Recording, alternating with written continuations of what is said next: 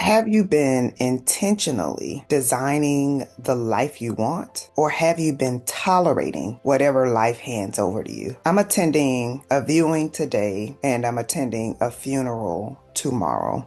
Someone that I really, really cared deeply about. And every time I find myself in this place of grief, I think about the fact that so many people are existing, but they're not living. I recognize that so many people are hurting, that so many people are saying that they want to start a business, that they want better relationships, that they want better health, that they want to make more money, like they want to leave the job they have, or they want a better position, they want a leadership role, like they have all of these desires, but their doubt, their mindset, their habits are preventing them from getting the very things that they say they want. And so my question for you is, are you willing to do something different this year? Like, we had a vision board party yesterday, right? Very small for family. And the thought that I could not shake was, will you live before you leave? This is the part that a lot of us don't want to confront. And that is, you will not be here forever. You've got to have a sense of urgency about living. Oh my goodness. Do you have a sense of urgency about living? Like really enjoying your life, like taking the trips, investing in coaching, going to conferences, networking, getting out of your comfort zone. If you're a shy, timid person, like speaking up, stretching yourself. Like, are you willing to do something different? In 2025, I stretched myself. Like, I invested tens of thousands of dollars into coaching. I spoke for Fortune 500 and 100 companies. Not in 2025, but I left a six-figure job. I left a six-figure job and I was terrified. I was terrified. And let me backtrack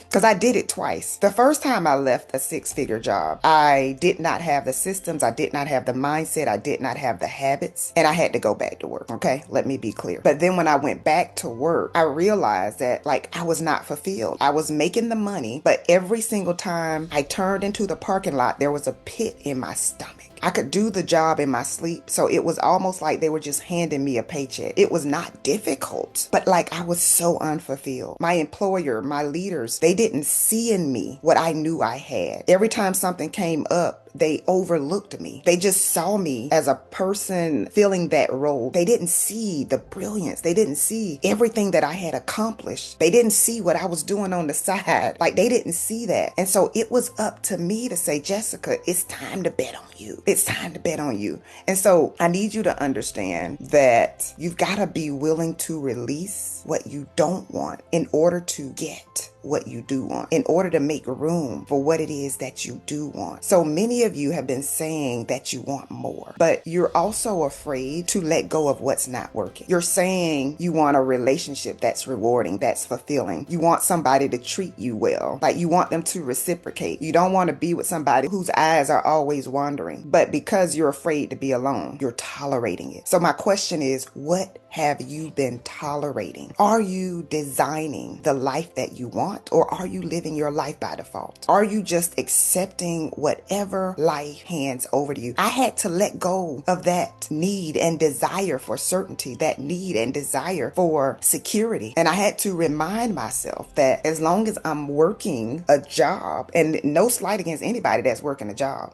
let me be clear, but I realized that there would be a cap on the amount of money that I can earn, because like in that description, they're like, we're paying up to this amount. And when they hire you, most likely you're going to start somewhere in the middle, if not the beginning of that range. Right. And so I realized like, okay, Jessica, you're saying you want all of these things. So you got to be willing to bet on yourself. You got to be willing to stop buying all of these courses and attending all of this stuff, and you're not taking action. You're allowing your mindset to keep you stuck. Right. And so I started working on me. And can I say this?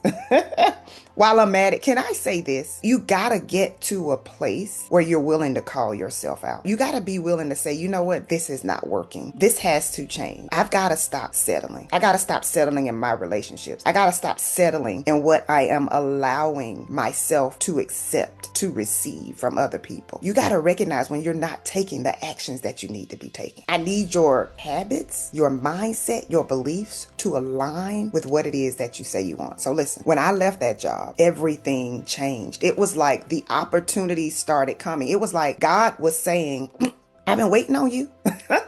I've been waiting on you to make a move. There is so much in store for you. Like, don't believe the hype. There are things that are happening, but you don't have to align with that. People are saying it's going to get worse and this is going to happen. That does not have to apply to you. Oh my goodness. It does not have to apply to you. But first, you got to make up your mind that you're going to be anchored in faith. You're going to be anchored in belief. You're going to be anchored in the fact that your life will continue to get better and better and better. That's going to be up to you. Nobody else gets to determine the life you live. That's going to be up to you. It's going to be based on the decisions that you make or the decisions that you don't make. Like when I think about the years that I was depressed, the years that I was in a physically abusive relationship, the years that I stayed with someone who cheated on me repeatedly, I recognize that I was not living. And so I'm going to ask you this question again. Are you really living? Are you really designing the life you want? What is it time for you to unlock? What vision has your doubts and your fear been causing you to not step into? My disbelief literally prevented me from stepping into the life that I have right now. My goal is to help ambitious women experience authentic happiness, experience time freedom, experience financial freedom. Like, it is available to you. Whatever goal you have, whatever vision you have, if it has been placed into your heart, placed into your mind, that means that it's possible for you. But you've got to be willing to take the steps. You've got to be willing to call yourself out when you're playing small. You've got to be willing to say enough is enough. Like, you got to be willing to say, I'm not going to repeat 2025. In 2026, I am going to do something different. In 2026, I am going to recognize my value. I am going to recognize the brilliance that I bring to the table. In 2026, I am going to own my joy. I'm not going to put that on anybody else. I'm not going to put that burden on anybody else. In 2026, I am going to protect my peace. In 2026, I am going to recognize that every single day is a gift. So what will you do with the gift of today? Will you maximize this moment, or will you waste the moment with anxiety? Will you waste the moment with fear? Will you waste the moment with worry? Or will you lean into your faith? Will you call yourself out and say enough is enough? Like, this year, I'm going to experience another level of growth. I'm going to experience another level of success. I'm going to experience another level of peace, joy, happiness, relationships. If you've been operating beneath your potential, if you know you deserve more, if you know you desire more, I want to challenge you to DM me the word upgrade. Let's connect. This is the year. I'm stepping into